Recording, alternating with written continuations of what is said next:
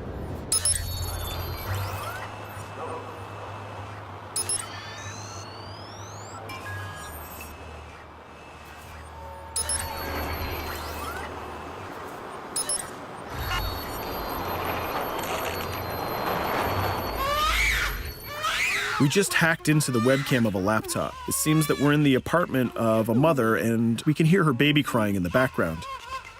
Her bank information is in her mobile phone sitting right there on the table in front of us. It's totally up to the player whether we decide to steal it or not. Of course, this won't affect our reputation because nobody can witness this action. Just like in real life, nothing is totally black or white, but rather many shades of gray. This is exactly the situation where we want the player to question his own morality. Let's go withdraw that money. If you think that you're alone, think again. Aiden is not the only hacker in town. Someone's trying to install a backdoor virus on Aiden's phone in order to steal a portion of the information that he's gathered through the game so far. First, we're gonna have to reach the area where the signal is coming from.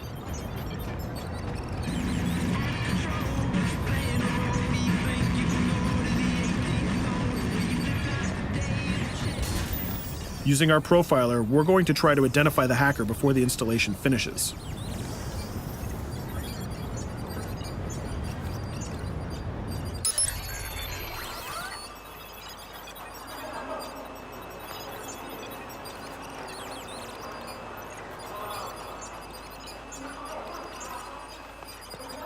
There he is. In Watch Dogs, things aren't always what they seem to be. This is actually another player that seamlessly came into our single-player experience.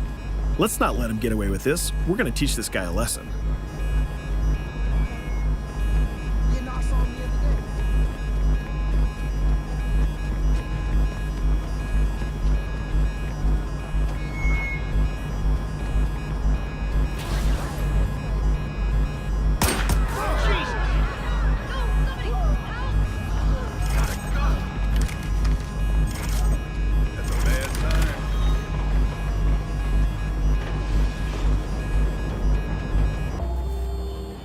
We stopped the hack, but the hacker managed to get away.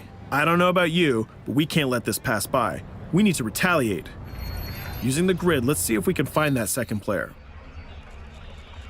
There he is. Let's enter his game seamlessly.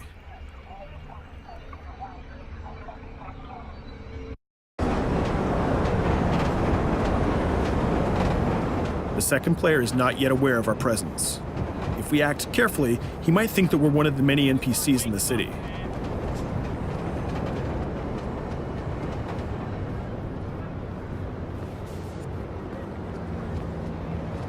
What was that?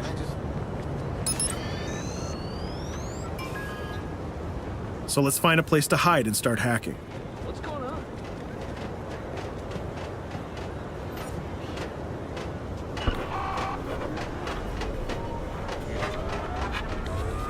The second player has just been alerted that a breach has occurred on his phone. He's trying to find us using his profiler.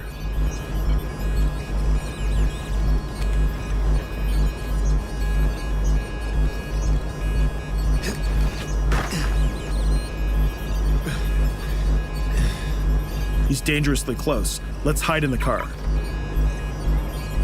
We're spotted. Let's get out of there.